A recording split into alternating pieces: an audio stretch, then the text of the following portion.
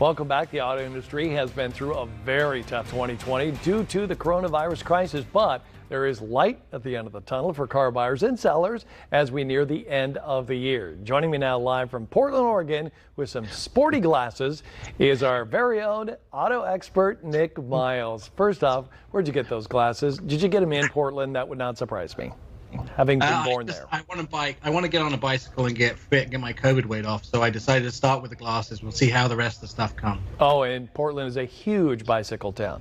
Watch out for the bicyclists. All right, the first question, Nik, really what are some consumers' behavior trends that you're seeing, and what do you think most people want out of the car buying process overall? So we're seeing a shift to digital. It was going that way anyway, but there's been an acceleration towards digital. In fact, a new Urban Science Harris poll says that 61% of consumers feel it's going to stay that way, and we're going to head towards digital buying, digital selling apps.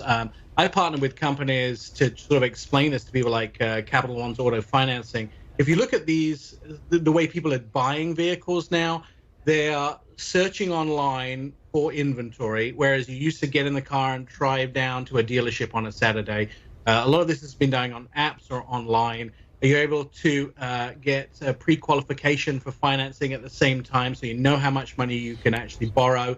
And then once you've narrowed it down to what sort of vehicle you want, how much you can borrow, those type of things, then people are actually going to the dealership to do the test drive. Whereas the test drive would be the first thing, kind of now the last portion of that sale. All right, you mentioned inventory. Is inventory accessible? Is it a big problem? What are you seeing? Now, this is a really interesting way to look at things because it depends what you're buying, right? So there are certain vehicles that are in short supply and it's harder to find, but there are other vehicles that are plentiful. So I'm always telling people that narrow down your choices, find what you're looking for, make sure it's available. Secondhand car sales are increasingly dropping and new car sales are increasing. So inventory is getting better on lots. Things are still there, but if you want something very specific, you might find it hard to find it. Are automakers showing off any new vehicles, any big announcements? Always fun to hear about that. Yeah, well, finally, things are hitting the dealerships for instance, the new Defender is here from Land Rover. That's pretty exciting. That vehicle so slowly coming into the United States because it's made in Eastern Europe. There are other vehicles that are coming out. Honda has a new Ridgeline. There's also brand new plug-in hybrid Jeep that's been shown off for the first time. Volkswagen showing off their new electric vehicle, the ID.4. This is their new electric SUV. So there are new vehicles coming out. They're on a schedule. It takes 5 years to bring a vehicle to market. So, you know, that's a big freight train you can't just stop because of the pandemic. Oh, exactly. Local sales, national sales, how are they trending right now?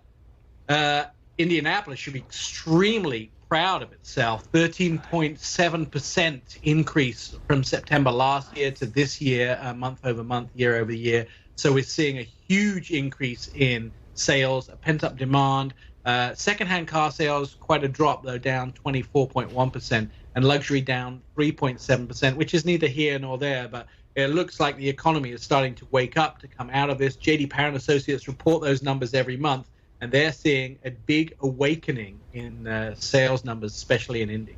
All right, Nik Miles, as usual, you did a great job, and I look forward to the video you have after you jump out of the plane with those glasses. Excellent. Thank you.